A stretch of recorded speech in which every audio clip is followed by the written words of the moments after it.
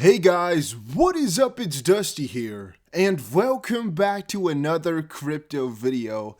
XRP rallies to the 39-day high as Ripple CEO says his company will prevail against the SEC. It's been a good day, everybody's positive, yet some people are making these really negative articles. Ooh. So today I want to talk about some misinformation and some questions that are being spread around the XRP community. Talk about a really interesting coin I came across, purchased and made some profit on. I'll talk about that. And we got some general crypto news coming up at the end. Stay tuned, stay watching. It's going to be crazy. Having said that, yeah, XRP went crazy today. The highest point in 39 days. We had about 8% or so.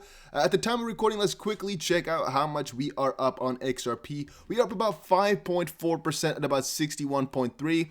A little bit earlier, it was actually at 62 cents, wasn't looking really juicy. However, of course, good things don't last forever. Having said that though, I was really, dancing around a little bit in my room. And let me know, by the way, guys, where are you watching from? What city?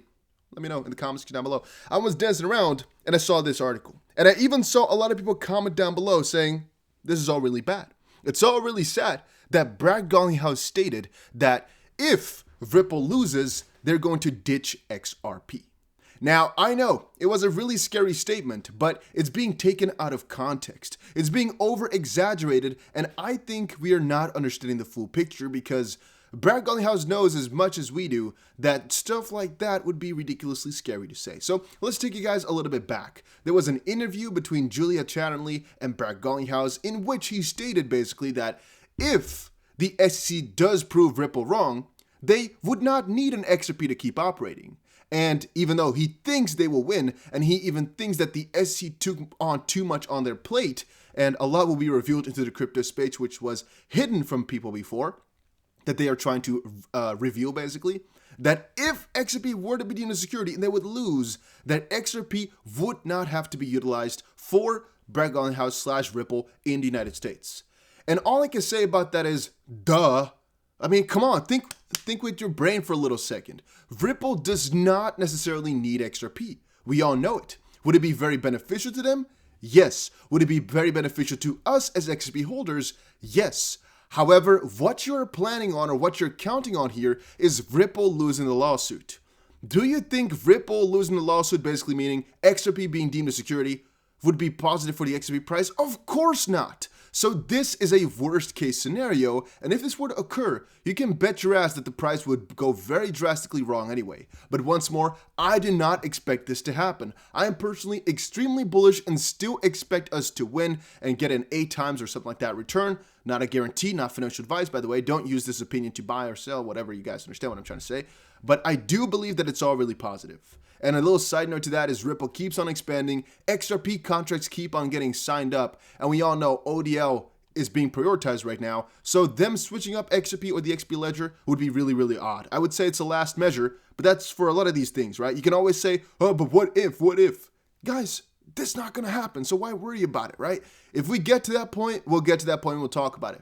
For right now, though, this is the worst as saying, oh, okay, Ripple, what if you lose all your money? It's all the same type of stuff. It's all dumb stuff. It's all talking about the most doom scenario you could think of, but I personally don't think that XRP will be deemed a security, and if it will, then all of this that we're talking about here doesn't matter too much anymore. Then I kind of wanted to know from you guys, would you prefer me to talk a little bit more about NFTs / DeFi? Just a little question about that. Put it in the comment section down below. I've just really been getting into it, get a lot of profit the last couple of weeks. I'm just wondering if you guys actually want that. Then, a little side note, I've been checking out Graphlinq, and even though I have not covered it on the channel, that's for a very good reason, all right? You guys all know I like smaller cap coins. I like some coins which look like gems. However, I don't like to cover them too much because they used to get a lot of hate. Whenever I cover a coin which doesn't have too many people in it, people always say, you have such a stupid opinion, this is such a scam. I'm like, well, maybe it is, but I like to cover it anyway. And even though I personally do not think at all that it is a scam, some people always like to hate on something, right? But this Graphlinq specifically with a coin, GLQ, I didn't remember the abbreviation anymore. It's Graphlinq protocol.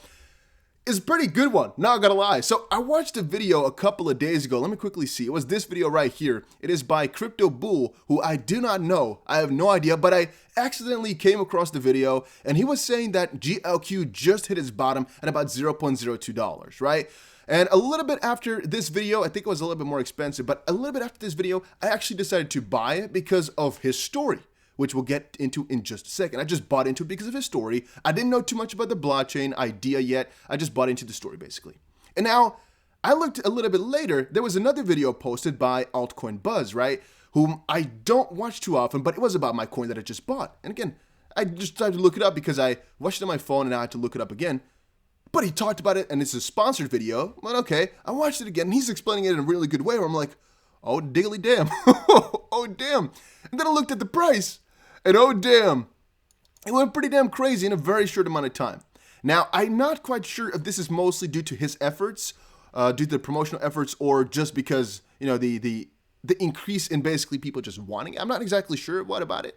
However, I'm seeing that it was here about 13.5 million. Right now it is about $20 million market cap. So there's quite a lot going on in the meantime. But to give you guys a little bit of an idea, it is a difficult crypto, yet also a pretty damn simple one. It just depends on how you view things. So a little bit of a back knowledge. Let's quickly see if I have the white paper here, right? Let's go to number 1. Do I have it open here? There we go. The problem. In the current blockchain world, we have a lack of simple interface and friendly way to monitor our blockchains and information attached to them. Without having special skills for reading or understanding the blockchain, it's complicated to create or innovate for non-coder users. Especially with the last major crypto evolutions, we need a lot of new tools to help and develop the ecosystem within decentralized finance. With the high cost of running nodes and executing transactions over mitigated or overloaded networks, we need solutions to read our chain's infos efficiently and execute transactions smartly. Over the past 10 years, we have had trouble doing blockchain easily to understand for users and fast to build innovative projects usable quickly in a production world moving really fast. We need to find multiple ways to create and handle the network flux of data from our chain's activities to collect stats, user information, and chain data. So this part basically means you need to gather information in a really interesting way, a really simple way where a lot of people can do it, and where it's also, I guess, properly done. Similar solutions already exist for automizing other types of companies, like creating a website, deploying a blog, or a basic application, true. But for the crypto world, it seems all complicated to get involved in, and it's a major barrier for a company that could tend to use the blockchain for their activities. Now, the solution, Graphlinq. I'm just quickly saying here, you should not buy or sell this because of me, all right? I'm not a financial advisor, that's not my point. I'm just trying to show you something here which I personally find really interesting. So Graphlinq here is to solve the problem, because sometimes, you know, if you talk about this type of stuff, and you all start to talk with me here, we'll notice either that this company is really a gem, still really cheap, or we'll notice that, it's not going to work out. But personally, I thought it was really cool, so I want your feedback down below, put it there. So Graphlinq is here to solve the problem through an online interface. We create the ability of generating and mastering your own blockchain data without the need of coding experience. And that is the crazy part. Imagine a platform on which anyone can create his own crypto with the least effort, or watch the activity of his smart contract generate a bot to handle subscriptions, or watch an AMM pair activities execute trades on centralized exchanges based on decentralized data, create a decentralized exchange arbitrage automatically through graphs executed on the Graphlinq engine, and that is basically what it comes down to. Graphs. Graphs. So here we already got the first interface of things. We got the integrated development environment where you can basically attach things together through really interesting blocks instead of the difficult coding. Now, how smart am I?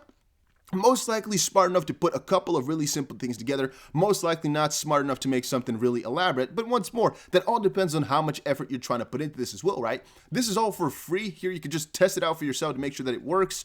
And again, the further parts, if you go to the real app, and my MetaMask stopped working so I couldn't, go into it fully, is where the real coin comes in to utilize these graphs to let them stay online, basically.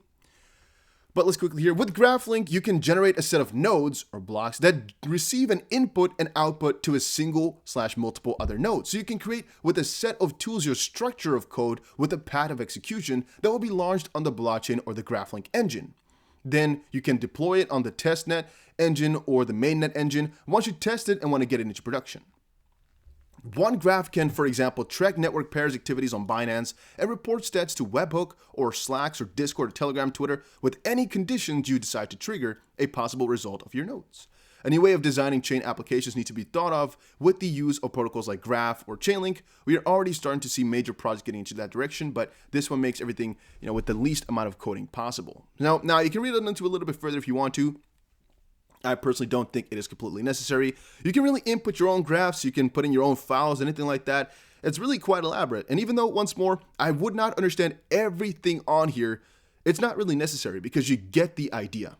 Here, the engine infrastructure is deployed as Kubernetes pods running through multiple servers based on Amazon Web Services or whatever, the AWS clouds, which means that it runs 24 hours, 24 or 24/7, I guess, and has a high availability access of 99.9%. Basically, it's the stuff. I mean, honestly, in my opinion, sounds really damn cool. So there's also a thing where the coins actually get burned. I saw it at one of these places. Let me quickly see if we can actually find it somewhere down below here as well. So it's basically that the coins that were being used, after they got used, they were burned to make sure that the supply keeps going down and the cost of running an app always keeps about the same. Yeah, I'm not exactly sure what that was at. I have a lot of things open here, as you can see. The Graphlinq introduction, no, it was maybe here. Maybe it was here. Yeah, here it was. Okay, GLQ is the symbol name for ERC20 token on Graphlinq deployed on the Ethereum chain, and it's token used for every financial transaction on the protocol and community need. With the GLQ token, you can run your graphs executed over the Graphlinq engine network and pay the fees for executions. Every token minted since the creation of the token used as gas fees to pay Graph will be burned, reducing the supply of the token to assure a curve of evolution and help with the market adoption. We will also use the token as DAO governance to offers to other community the possibility of choosing the future of Graphlinq and next developments to focus on. Woo. That was a little story, but let me know what you think about this one down below. I think it's really interesting. So I'm not sure if I should put even more money into it right now or just stick with my own position. Once more, if you guys say, Dusty, this looks really, really juicy, I'm going to put even more money in. If you guys say, Dusty, this isn't really something for me, I don't really like it because of XXX, okay, I might just stick with exactly what I have right now. It just really looks interesting to me, even though, once more, I don't fully understand it. It's mostly just on the basis that, well, if you don't need difficult coding to execute your own graphs, quote unquote, like that, that's a really solid plan, especially if you consider it in a crypto realm like that. That is looking really, really like money to me. Moving on, I just saw this joke, this April 1st joke, and I'm getting this huge beep in my ear. Am I going deaf? No, hopefully not. Tesla seemingly does the most Elon Musk thing ever by drawing a giant Doge in the Giga Texas site. I'm not sure if this is just a April Fool's joke or if the Doge was actually drawn, but yeah, I mean, honestly, it's an Elon Musk type of thing. So yeah, what can we say about that? It could be real. I think it will be pretty funny. It will be an Elon Musk type of thing. Then the Bitcoin rally is very near the top and companies are being gimmicky in adopting crypto, a currency strategist says. I personally don't really believe this at all. I've said it before and I'm saying it again. I don't think a lot of these bigger companies would ever sell below $100,000 per Bitcoin, where I still think it is going. If you're asking me about XRP specifically, you all know what I've said. 64 cents is the first point we have to touch before we actually start to think about newer points to touch, which once more will all come in a really short amount of time. It is just about Bitcoin making the first step, and then some of these other cryptos will follow suit. We need Bitcoin to rise, but not too sharply, and then altcoins to take over. However, since Ethereum just made another new all-time high, I do believe that the momentum will start to pick up a little bit again.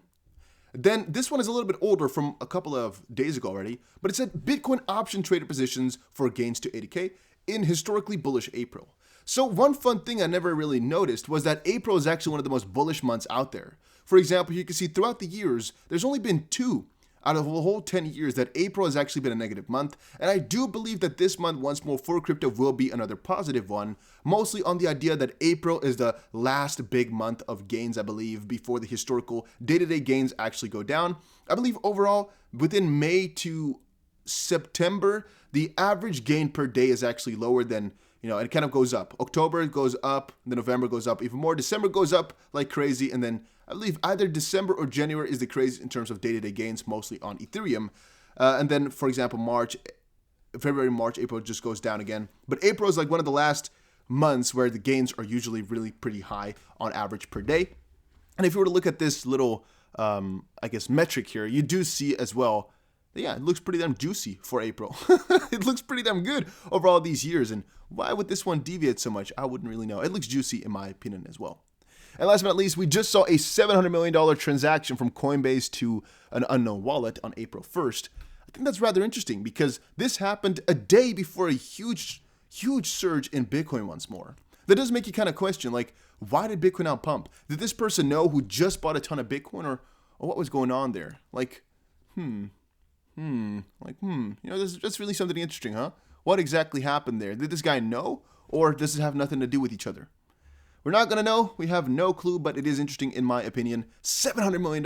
It could also just be somebody safeguarding their cryptos, just taking it out. We're not going to find out until it's too late, I guess. But yeah, I just thought it was really interesting. Let me know what you think about the situation down below. What do you think about the misinformation about XRP? Do you think it's stupid, or do you think it's solidified? Have you watched till the end? If you did, comment. If you watched this far, comment. What should we comment down below if you watched this far? This is difficult. I never do this anymore. Comment. No, I have nothing. I'm stupid. Okay, I'm so inspirationless. What? How can I not think of something? I can literally not think of something. Just say, let's go to the moon. Just put that down below the comment section. I had a big brain fart there. Just say, let's go to the moon. Let's get crypto to the moon. Something like that. I'll see every one of you guys who comments that down below because you watched till the end. Oh my days, I goofed up. Whew, sorry for my brain fart. Hopefully it doesn't stink too bad.